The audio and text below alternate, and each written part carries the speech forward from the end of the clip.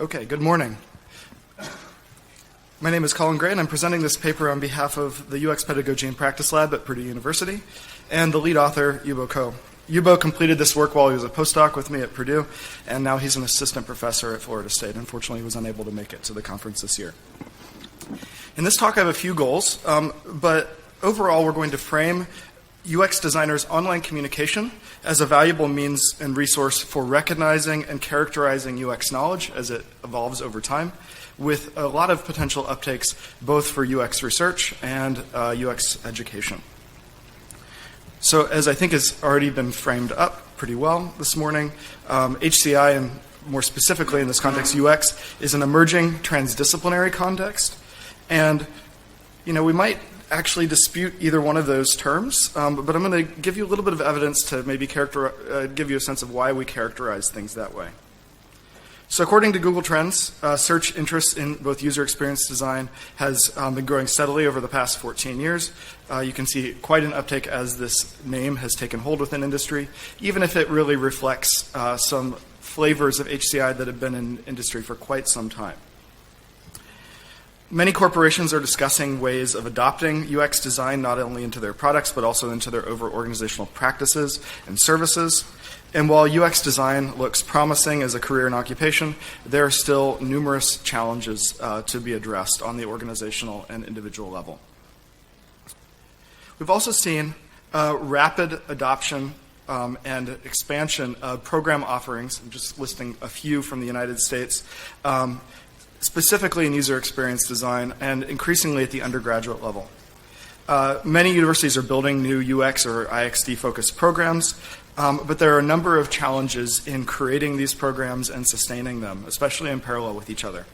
Different host disciplines, depending on where these programs are arising, from computer science, from psychology, from information science, from design, all bring with them different domain knowledge, different epistemological and ontological framings of their work, and a different conceptual vocabulary.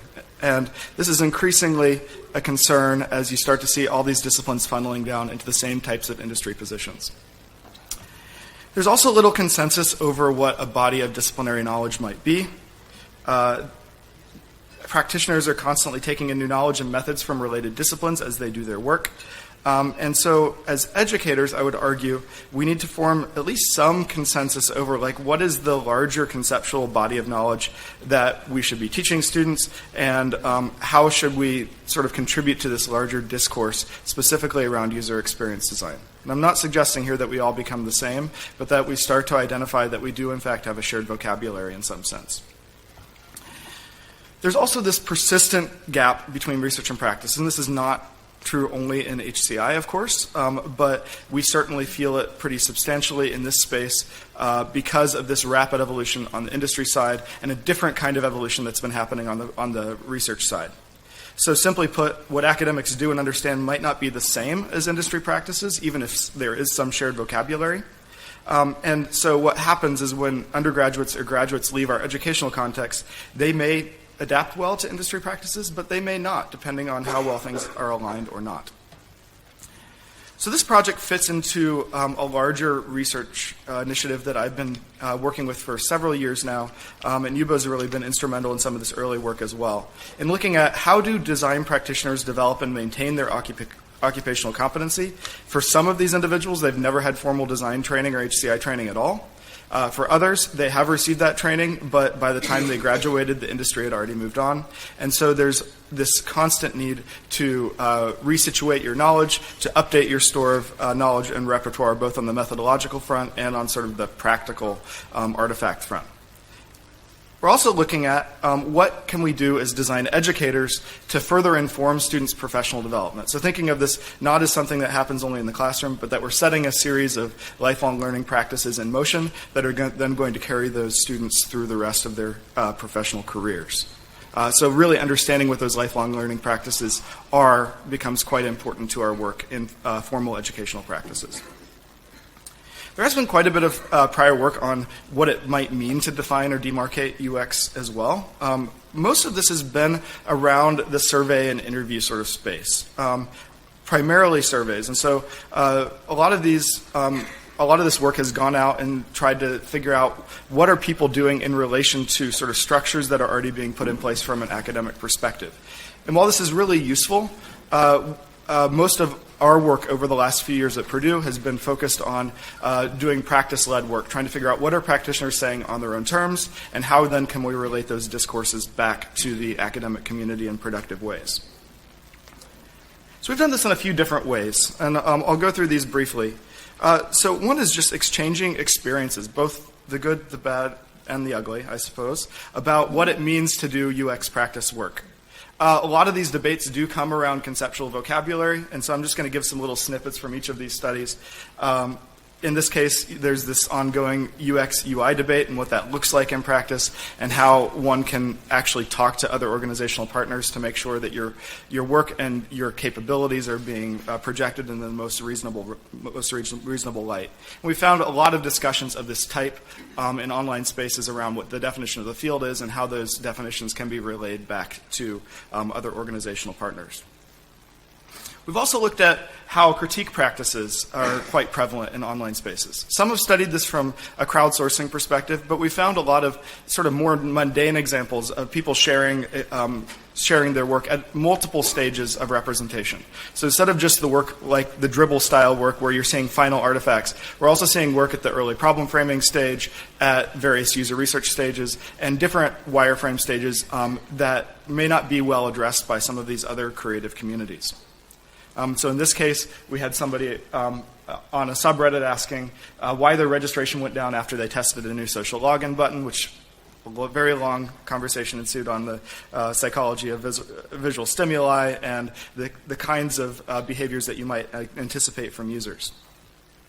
And finally, we've looked at professional disclosure and really trying to describe these communities not just as a repository of knowledge, but also a means of actually leveraging one's own expertise. Even in pseudonymous communities like Reddit, we found great value in people projecting their background and why they might want to get in UX or why they might have some expertise in the field even if they didn't necessarily graduate with a degree in the field. So much of this work over the past couple of years has really been focused on these informal conversations on Reddit, in particular the /r/user experience subreddit.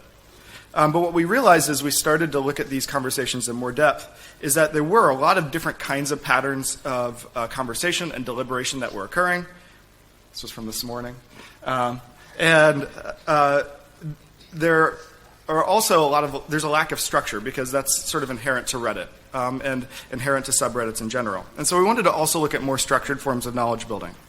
So we started to look at the Stack Exchange for user experience. Stack Exchange, for those of you that might not know, is a social question and answer community, and this is one of 170 different Q&A communities within Stack Exchange, and this one is specifically focused on UX design. This set of communities also includes Stack Overflow, which if you're a CS person, you probably spent about half of your life Googling on Stack Overflow. The site includes built-in reputational mechanisms to encourage high-quality questions, answers, and edits of existing questions and answers. And so thus, to some extent in this study, we've relied upon the community curation that occurs and the roles that are built into the ICT itself to validate the relevance and quality of the overall corpus that we were able to capture. Since we've already sort of established that UX designers are using social media to discuss their design practices and share knowledge, we decided to extract that knowledge from this social media site in order to inform innovation in pedagogy and also our understandings of practice. So we used a mixed methods approach here using natural language processing and qualitative content analysis to collect and analyze 9 years of Q&A communication to answer 2 specific research questions.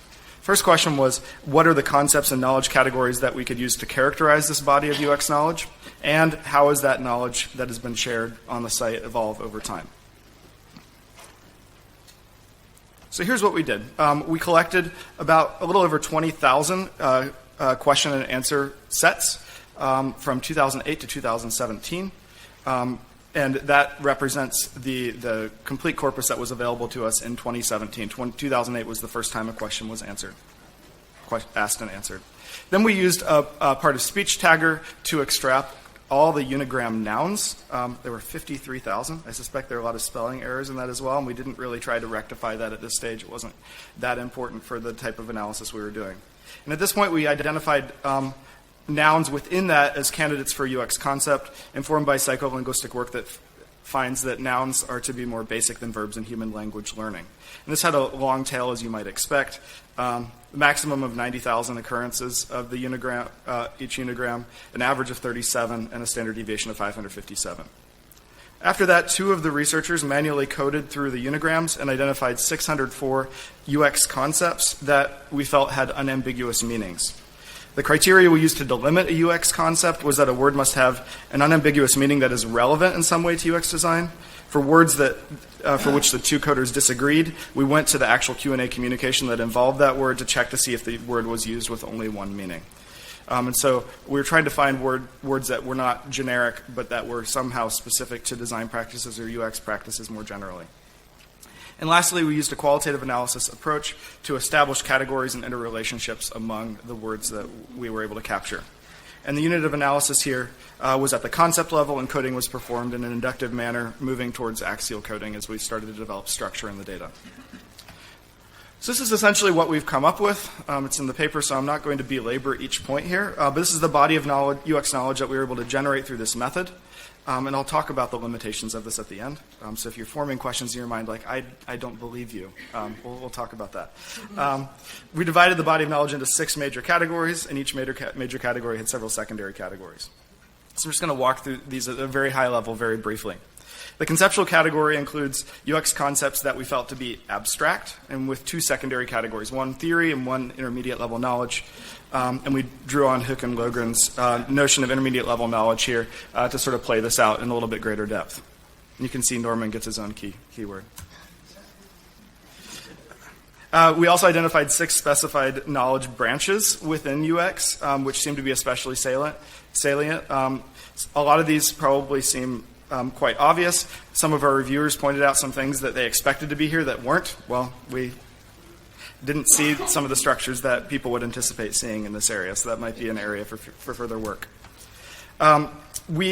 This was a bit of a mix, so we didn't find any clear distinction between UI design and interaction design concepts from a noun level, and we're just looking at unigrams here, not bigrams or n-grams. And so really here we categorize these as perceptual features of a design product, and then we talked about elements and patterns as relationships within there. The designer-oriented category described words that were specific enough to represent a design activity rather than a technological activity more generally. And then tech-basic were general technology words that weren't specific to design but obviously have relevance to doing UX work. And finally, this category of beyond the cubicle was a pretty messy set of terms, but they often described this context around doing design work, both in the office and in society more broadly, that shaped designers' work in important ways. So this categorization strategy at the word level allows us to look at UX knowledge primarily from a linguistic perspective. And this is different from prior work that's looked at the topic of questions primarily at the content level.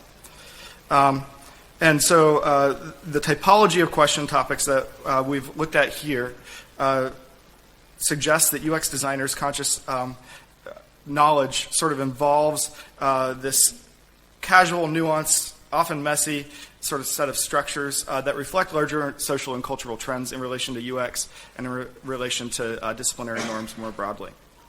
Because we have this UX vocabulary, we're also able to look at it a little bit over the past 10 years to see what other trends might be salient.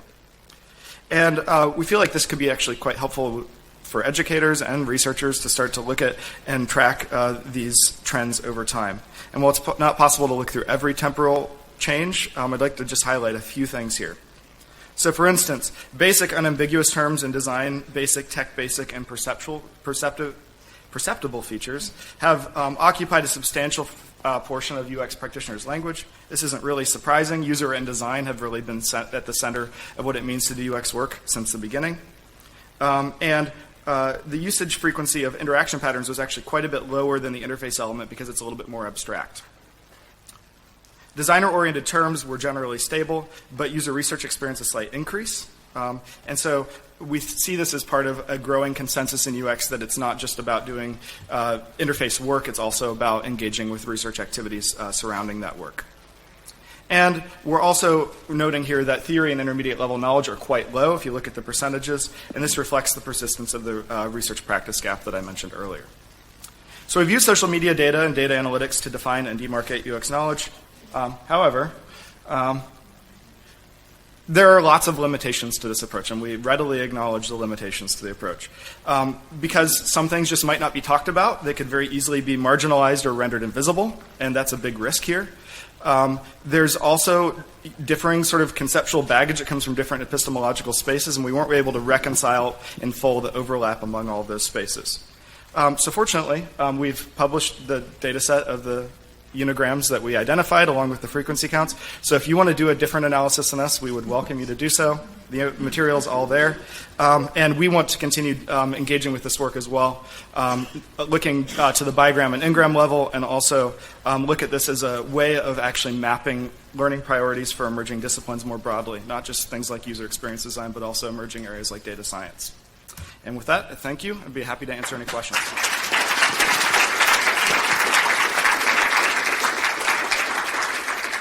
Thank you so much, and also thanks for sharing the material. That's really useful for the community. Hi. Hi, Colin. Hi, I'm Elizabeth Bowie, Sigma Consulting Solutions, and recently of Northumbria University. I'm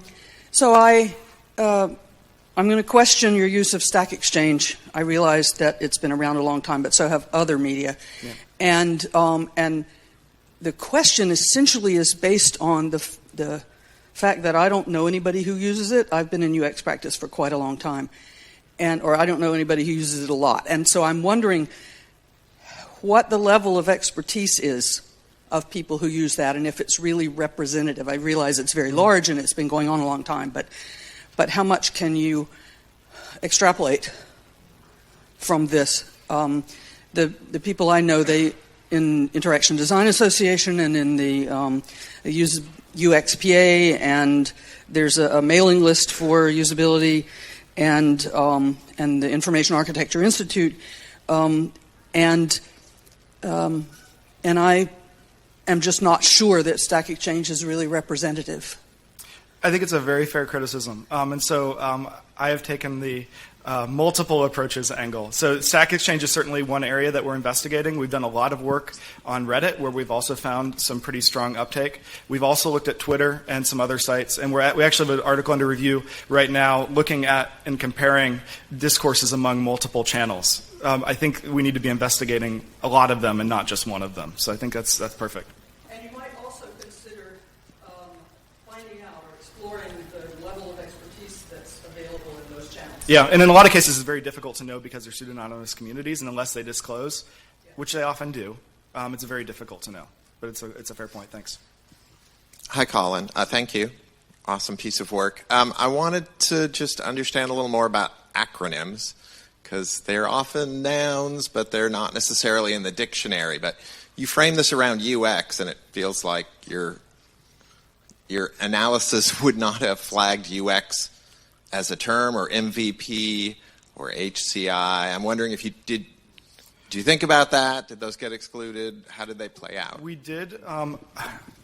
So I'm going to have to look back at the data set because I can't answer that question off the cuff. I believe that we did capture acronyms as nouns within the data set, but I would have to confirm. And what we did not do is we did not collapse instances of like user experience versus UX and collapses down into single instances. And so I think there's still a good bit of work that could be done to clean the data set and do a little bit of further work.